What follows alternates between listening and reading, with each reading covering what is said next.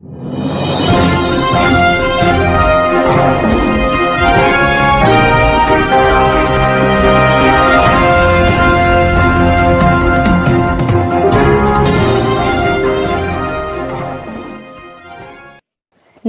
వార్తలకు స్వాగతం. ముందుగా ముఖ్యాంశాలు. కేంద్ర మంత్రి కిషన్ రెడ్డి మీడియా సమావేశం, పలు అంశాలపై వివరణ.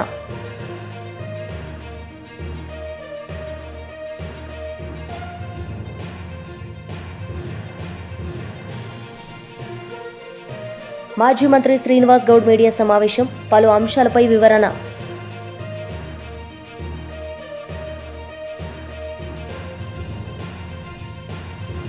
మాజీ మంత్రి శ్రీనివాస్ గౌడ్ మీడియా సమావేశం నిర్వహించారు. ఈ సందర్భంగా ఆయన మీడియాతో మాట్లాడారు.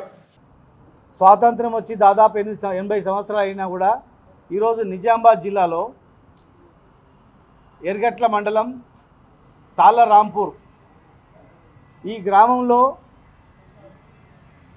హిందువులకు ఒక పవిత్రమైన దినం శ్రీరామనవమి. అంటే ప్రతి ఒక్కరూ ఆడపడుచులు ముఖ్యంగా సీతామా తల్లికి పెళ్ళి కళ్యాణం చూద్దామని చెప్పి గుడికి వెళ్తారు.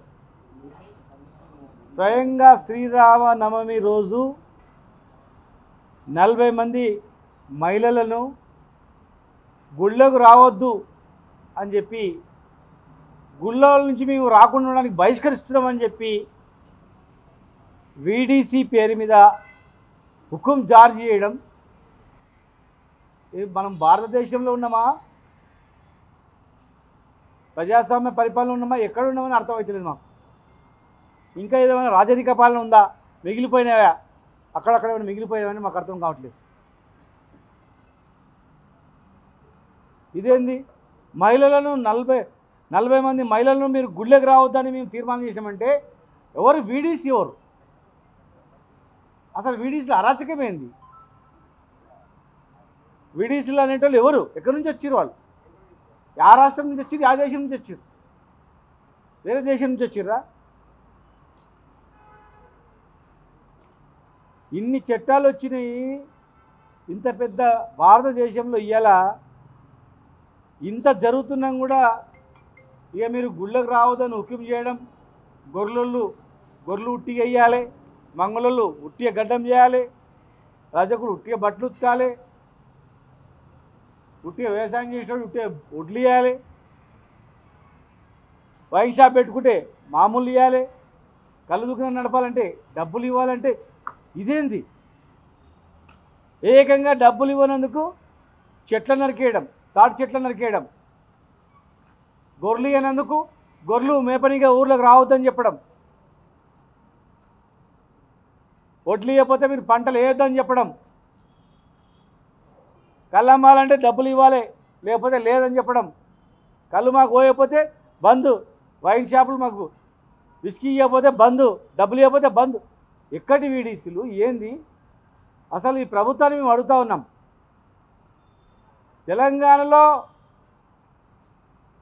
తెలంగాణ వచ్చిన తర్వాత ఇట్లా ఒక మహిళలను బహిష్కరించడం అనేది మొట్టమొదటిసారి. ఇది దాదాపు 15 రోజులైంది.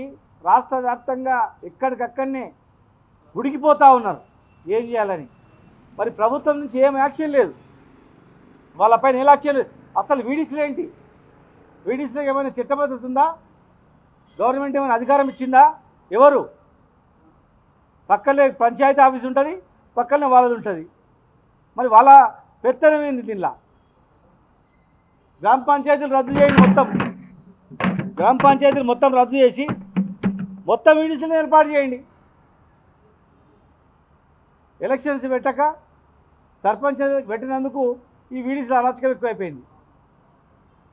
ఒక్కొక్క ఊరిలో సర్పంచ్ కూడా ఏం రోజు వీడీసీ చెప్తే నా సర్పంచ్ కూడా. ఇదేం చట్టం? ప్రభుత్వానికి మేము ఒకటే రిక్వెస్ట్ చేస్తున్నాం, ఇది పెద్ద కాకముందే దీని మీద అందరూ స్పందించాలా. ఇలాంటి అరాచకాల వల్లనే వెనకటి రోజుల్లో కూడా గుళ్ళకు రావద్దంటే మరి ఎట్లా అని చెప్పి మత మార్పిడులు చేసుకుంటూ వెళ్ళిపోయారు. చాలా మతాలు వెళ్ళిపోయారు.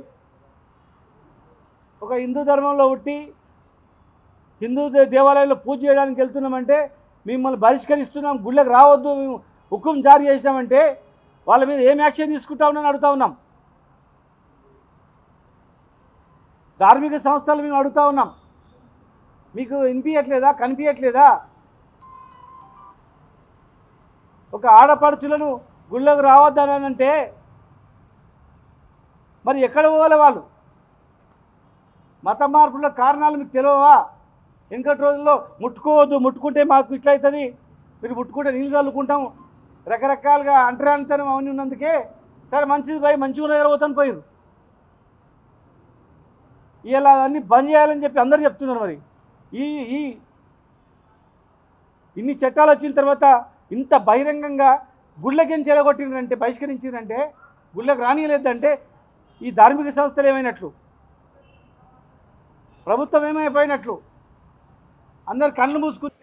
మాజీ ఆర్థిక మంత్రి బుగ్గన రాజేంద్రనాథ్ ప్రెస్ మీట్ నిర్వహించారు. ఈ సందర్భంగా ఆయన మీడియాతో మాట్లాడారు.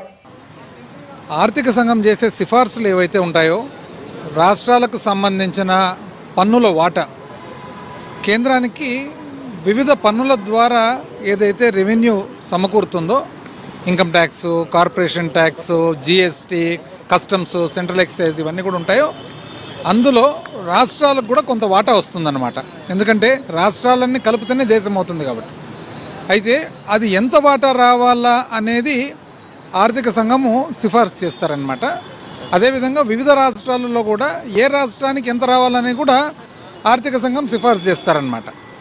ఇదే కాకుండా స్థానిక సంస్థలకు గ్రాంటు, ఏదన్నా విపత్తు జరిగినప్పుడు గ్రాంటు, ప్రత్యేకమైన రాష్ట్రాలకు సంబంధించిన కొన్ని అవసరాలకు గ్రాంటు, ఇవన్నీ కూడా సిఫార్సులు చేస్తారు. అయితే ముఖ్యంగా రాష్ట్రాలకు సంబంధించిన పన్ను వాటా, వివిధ రాష్ట్రాలకు సంబంధించిన ఎంత వాటా అనేది ముఖ్యమైన వారి బాధ్యత. అందులో భాగంగా వైఎస్ఆర్ కాంగ్రెస్ పార్టీ తరఫున చెప్పడం జరిగింది.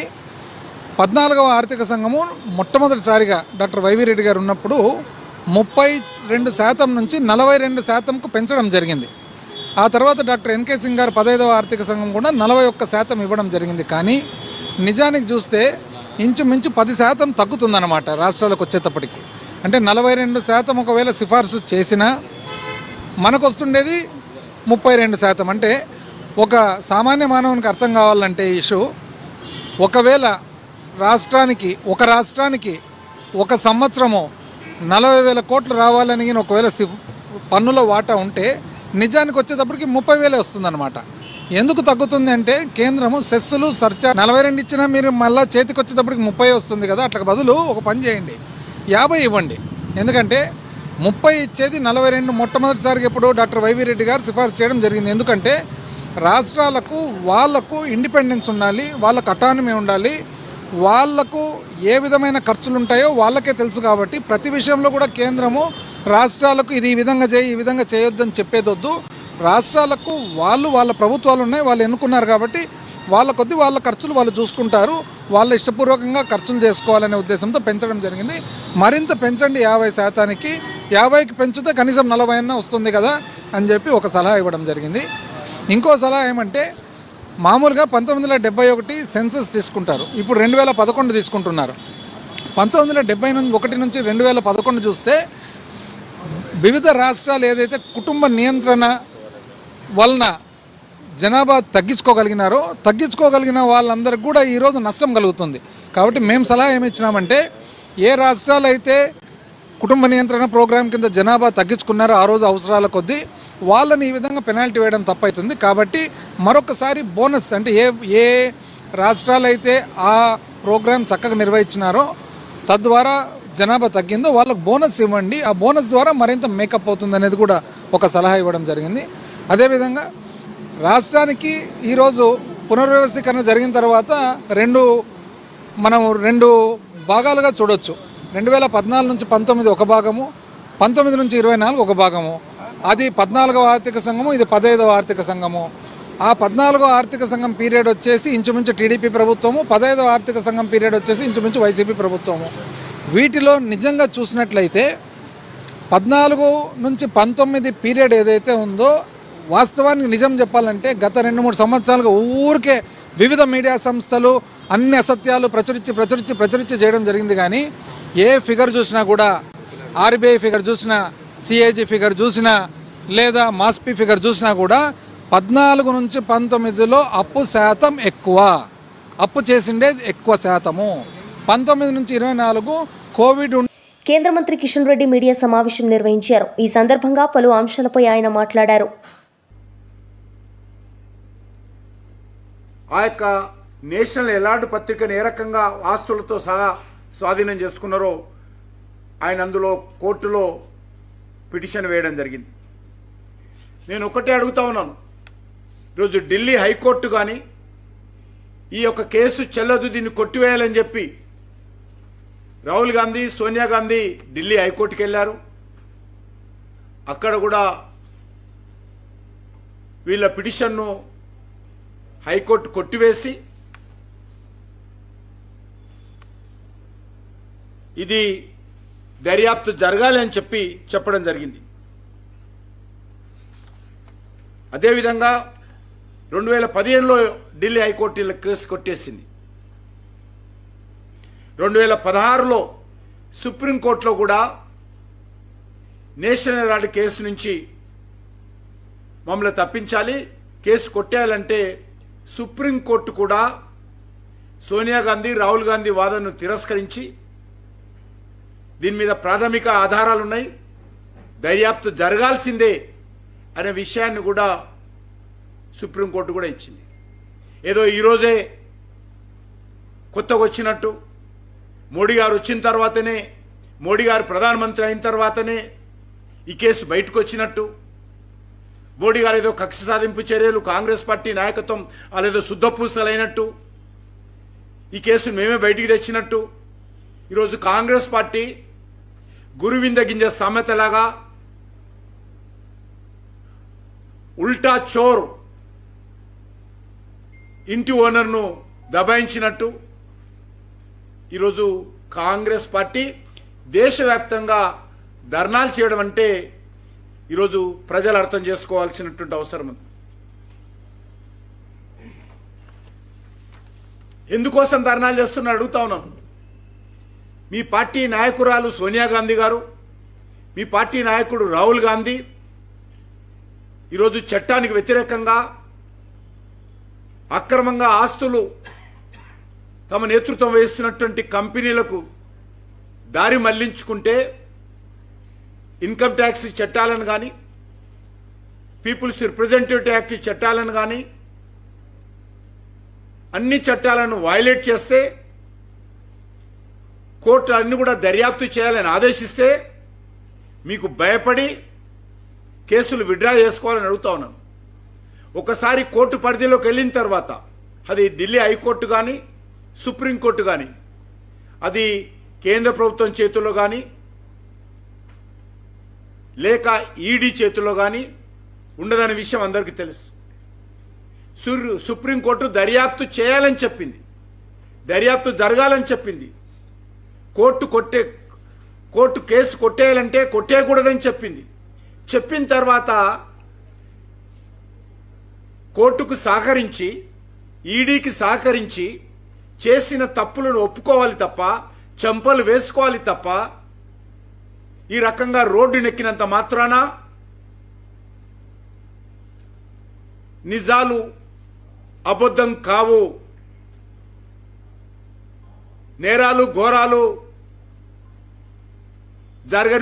జరగలేదని తప్పించుకోవడం సాధ్యం కాదన్న విషయాన్ని ఈరోజు రాజకీయ వారసత్వమైనటువంటి నెహ్రూ కుటుంబం అర్థం చేసుకోవాల్సిన అవసరం ఉంది. సోనియా గాంధీ, రాహుల్ గాంధీ అర్థం చేసుకోవాల్సినటువంటి అవసరం ఉంది. కాంగ్రెస్ పార్టీ నాయకులు ప్రజలను తప్పుదారి పట్టించేటువంటి ప్రయత్నం నుంచి మానుకోవాలని మనవి చేస్తా ఉన్నాను. ఎన్ఫోర్స్మెంట్ డైరెక్టరేట్ మీదనో, ఇన్కమ్ ట్యాక్స్ మీదనో, కేంద్ర ప్రభుత్వ కార్యాలయం ముందో ధర్నాలు చేసినంత మాత్రాన మీ యొక్క అవినీతి కుంభకోణాలు, మీ యొక్క అక్రమ చర్యలు సమస్య పోవు అని ఈ సందర్భంగా మనం చేస్తున్నాను. ప్రజలు ఇంకా మర్చిపోలే బోఫర్స్ కుంభకోణం, ప్రజలు ఇంకా మర్చిపోలేదు బొగ్గు కుంభకోణం, ప్రజలు ఇంకా మర్చిపోలేదు 2G స్పెక్ట్రమ్ కుంభకోణం, ప్రజలు ఇంకా మర్చిపోలేదు హెలికాప్టర్ల కుంభకోణం.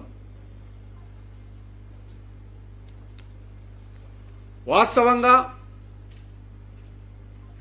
కాంగ్రెస్ పార్టీ నాయకులు ఈరోజు ధర్నాలు చేయడం అంటే ప్రజాస్వామ్యాన్ని. మాజీ మంత్రి గంగుల కమలాకర్ మీడియా సమావేశం నిర్వహించారు. ఈ సందర్భంగా ఆయన మీడియాతో మాట్లాడారు. అందులో క్లియర్గా ఆధారాలతో సహా ఈరోజు కౌశిక్ రెడ్డి బహిర్గతం చేయడం జరిగింది.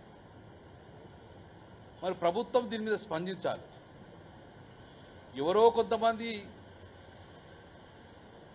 నాయకులు కావచ్చు, అధికారులు కావచ్చు తప్పు చేస్తే చాలామంది విద్యార్థుల లైఫ్ ఖరాబ్ అవుతుంది. కాబట్టి ఇమ్మీడియట్గా ప్రభుత్వం దీన్ని, ముఖ్యమంత్రి రేవంత్ రెడ్డి చాలాసార్లు మాట్లాడిన అసెంబ్లీ సమావేశాలలో మీరు ఎలాంటి సూచనలు చేస్తే మీరు స్వీకరిస్తామన్నారు. ఇది రేవంత్ రెడ్డి గారు ప్రభుత్వానికి కౌశిక్ రెడ్డి క్లియర్గా సూచిస్తాను, ఇది ప్రజల జీవితంలో తప్పు జరిగింది, మరి మీరు దీన్ని సమర్థిస్తున్నారు రేవంత్ రెడ్డి గారు అని చెప్పి సూటిగా ప్రశ్నిస్తున్నారు. నిజంగా మీరు సమర్థించకపోతే వెంటనే దీని మీద జ్యుడిషియల్ ఎంక్వైరీ స్టార్ట్ చేయండి. మీరు నిజంగానే రేవంత్ రెడ్డి గారు నిజంగా ట్రాన్స్పరెన్సీగా పరిపాలన చేయాలనుకున్నప్పుడు కౌశిక్ రెడ్డి ఆరోపణల మీద నిజాలు తెలుసనుగుణంగా ఈరోజు ఒక జ్యుడిషియల్ ఎంక్వైరీ వేయండి. అంటే అన్నింటి మీద జ్యుడిషియల్ ఎంక్వైరీ చేస్తారు కదా, మరి దీని మీద ఎందుకు వేయరు? ఇంతమంది విద్యార్థుల జీవితాలతో ఆడుకున్నది కదా. కాళేశ్వరం జ్యుడిషియల్ ఎంక్వైరీ శ్రీచేతుడు ఇచ్చినావు. ఏ చిన్న తెలంగాణ టీఆర్ఎస్ ప్రభుత్వం మంచి చేసిన అన్ని కూడా జ్యుడిషియల్ ఎంక్వైరీ నడుస్తుంది కదా. కేటీఆర్ మీద, ఫార్ములా 4 మీద అన్నిటి మీద ఎత్తున్నారు, వేసుకో, ఇబ్బంది లేదు. మరి దీని మీద ఎందుకు వేయరు? దీన్ని ఇమ్మీడియట్గా కేటీఆర్ గారు అయితే ఫార్మర్ రైస్ మీద వేసినప్పుడు ఇమ్మీడియట్గా ఈటీవీలోకి ఎంక్రోచ్ అయింది కదా. నేను ఇప్పుడు బండి సంజయ్ కూడా రిక్వెస్ట్ చేస్తున్నాను, బండి సంజయ్ గారిని, కిషన్ రెడ్డి గారిని ఒకటే, ఈరోజు కౌశిక్ రెడ్డి ఆరోపణలలో నిజం ఎంతో ఉందో లేదో మీరు కేంద్ర ప్రభుత్వంలో ఉన్న విజిలెన్స్ ఎంక్వైరీ కానీ, కేంద్ర ప్రభుత్వ పరిధిలో ఉన్న సిబిఐ ఎంక్వైరీ కానీ యాజ్ ఏ సెంట్రల్ గవర్నమెంట్గా మీరు యాక్ట్ చేయండి. ఇక్కడ తప్పు జరిగిందో లేదో ఇప్పుడు ప్రతిపక్షంలో మేము, రాష్ట్రంలో అధికారం లేము, కేంద్రంలో అధికారం లేదు. రాష్ట్ర ప్రభుత్వం తప్పు చేసినప్పుడు కేంద్ర ప్రభుత్వం ఇన్వాల్వ్మెంట్ కావాలి కదా. నిన్న మోడీ గారు ఎట్లయితే బుల్డోజర్ పంపిస్తున్న అడుగుల మీద అన్నప్పుడు దీని కూడా ప్రజల మీద జరిగింది దాడే కదా. కాబట్టి ఈ యొక్క రాష్ట్రంలో మంత్రులుగా ఉన్న కిషన్ రెడ్డి గారు, బండి సంజయ్ గారు వెనువెంటనే దీని మీద స్పందించండి, జ్యుడిషియల్ ఎంక్వైరీ చేయించమని డిమాండ్ చేయండి. లేదా మీ కేంద్ర ప్రభుత్వంలో విజిలెన్స్ ఎంక్వైరీ చేయండి, సెంట్రల్ విజిలెన్స్, లేదా సిబిఐ ఎంక్వైరీ చేసుకొని మీరు బాధితులకు న్యాయం చేయండి. ఎవరు తప్పు చేసినా వారిని శిక్షిస్తాను కూడా మీరు ముందుకు రావాలని చెప్పి మా ప్రధానంగా బీఆర్ఎస్ పక్షపైన డిమాండ్ చేస్తున్నాం. ప్రస్తుతం జరుగుతున్న వివిధ సంస్థాగత కార్యక్రమాలు, ప్రచారాల స్థితిగతులను అంచనా వేయడానికి రాష్ట్ర పర్యవేక్షణ బృందంతో రాష్ట్ర ప్రధాన కార్యదర్శి శ్రీ చంద్రశేఖర్ గారు సమీక్ష సమావేశం నిర్వహించారు. ఈ సమావేశంలో భాగంగా ప్రసంగించిన చంద్రశేఖర్ తివారీ అనంతరం నాయకులకు మాట్లాడి సంస్థాగత కార్యక్రమాలు, ప్రచారాల గురించిన విషయాలు తెలుసుకున్నారు. ఎమ్మెల్యే పాడి కౌశిక్ రెడ్డి మీడియా సమావేశం నిర్వహించారు. ఈ సందర్భంగా ఆయన మీడియాతో మాట్లాడారు. ప్రొఫెసర్లు దిద్దలేదు, డిగ్రీ లెక్చరర్లతోని ప్రైవేట్ కాంట్రాక్ట్ లెక్చరర్లతోని దిద్దిచ్చిర్రు. అదే ప్రైవేట్ కాంట్రాక్టర్ లెక్చరర్లతో దిద్దిచ్చిర్రు, ప్రైవేట్ ఇన్స్టిట్యూట్స్ ఉన్న లెక్చరర్లతోని దిద్దిచ్చిర్రు. అసలు ఈ దిద్దిన లెక్చరర్లే వాళ్ళే అసలు ప్రిలిమ్స్ కూడా రాస్తే క్వాలిఫై కాని వాళ్ళు, వాళ్ళతోని మీరు ఎట్లా దిద్దిస్తారండి? సరే, మీరు దిద్దిచ్చిన వాళ్ళు అంతా కరెక్ట్ అయితే ఎవరెవరితో దిద్దిచ్చారో లిస్ట్ బయట పెట్టుర్రి. నిజంగా మీరు ప్రొఫెసర్తో దిద్దిచ్చుంటే ఆ లిస్ట్ బయట పెట్టుర్రి. ఎవరెవరితో దిద్దిచ్చు 101% ఇది పూర్తి స్కాము, అన్ని తప్పులే ఉన్నాయని చెప్పి ఈ సందర్భంగా తెలియజేస్తాను. 101% నేను మాట్లాడేది మా కేసీఆర్ గారి నాయకత్వంలో బీఆర్ఎస్ పార్టీ పక్షాన్నే మాట్లాడుతూ ఉన్నాను. గ్రూప్ 1ని ఖచ్చితంగా రద్దు చేయాలి. ఎందుకు రద్దు చేయాలని చెప్పినా కూడా మీకు ఓపెన్గా నేను పెట్టినా, మీకు ఓపెన్గా పెట్టి చెప్తా ఉన్నాను. నేనే ఒక్కనే కాదు, నాతో పాటు గౌరవ మాజీ మంత్రివర్యులు, కరీంనగర్ శాసనసభ్యులు, మా సీనియర్ నాయకుడు కమలాకర్ అన్న కూడా ఇప్పుడు దాన్ని మాట్లాడి చెప్పి రద్దు చేయాలని చెప్పిండు. ఎంక్వైరీ చేయమంటున్నాం, రద్దు చేయాలంటున్నాం, ఎంక్వైరీ చేయాలి, రద్దు చేయాలి. 100% స్కామ్ జరిగింది, 100%. సింపుల్, మీరు స్కామ్ జరగలేదని మీరు అంటారా? మరి ఉర్దూ మీడియంలో మార్చి 13, 3, 2025న 9 మంది అని మీరే ప్రకటించారు. మళ్ళా 15/4/2025 నాడున మీరే ఉర్దూ మీడియంలో రాసిన వాళ్ళు 10 మంది అని మీరే ప్రకటించారు. మరి ఇది వాళ్ళకే క్లారిటీ లేనప్పుడు ఇది స్కామా కాదా? రోజు ఇంత క్యాండిడేట్ పెరుగుతారా? 100% స్కామ్. ఎగ్జామ్ రాసిన వల్ల 21,093 మంది కంటే ఎక్కువ రిజల్ట్ అనౌన్స్ చేసిర్రు. 10 మంది ఎవరు వాళ్ళు? ఆ 10 మందినే కాంగ్రెస్ పార్టీ ఎమ్మెల్సీ ఒకరిని దొరకబట్టినాం. కాంగ్రెస్ పార్టీ మాజీ ఎమ్మెల్సీ రాముల్ నాయక్ కోడలని నాకు అనుమానం అంటున్నాను నేను. Yes I'm telling you right. రెండోది ఇంకోటి చెప్పింది నిన్న రాముల్ నాయక్ గారు ఏమన్నారు సంపత్ గారు నిన్న, రాముల్ నాయక్ గారికి 206 ర్యాంక్ రాలేదన్నారు. బాజాబ్తు ఇప్పుడు నేను వెబ్ నోట్ మీకు చూపించిన వాళ్ళు డౌన్లోడ్ చేసుకుంది. జెండర్ స్టేట్ ర్యాంక్లో 206 ర్యాంకు రాముల్ నాయక్ కోడలికి వచ్చింది. మల్టీ జోన్ 1లో ఫస్ట్ ర్యాంక్ వచ్చింది.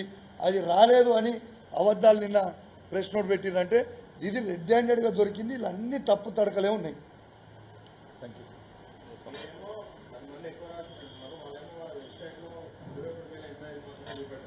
ఒక్క నిమిషం అన్న, ఇది క్లియర్ అన్న.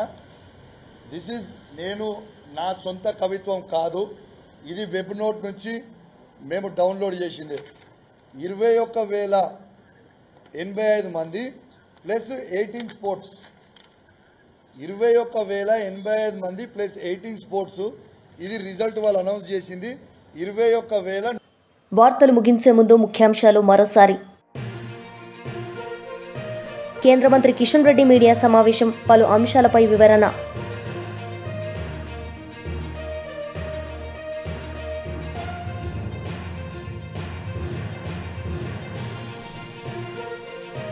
మాజీ మంత్రి శ్రీనివాస్ గౌడ్ మీడియా సమావేశం, పలు అంశాలపై వివరణ.